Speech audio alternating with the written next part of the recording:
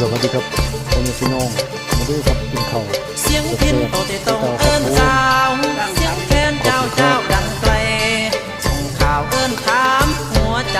เป็นจังใดคือบ่มีข่าวคราวอีสานแดนดินทินแล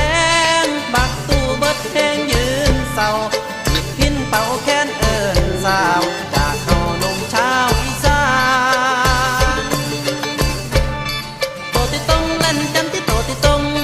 โตติตงเล่นจันติลินเล่นเล่นเสียงพินเอิ้นควรใจเศร้าเสียงแคนเจ้าหายุพินใจรับผู้สาวพลัดถิ่นโบยบินลายอยู่ใส่นอแฟน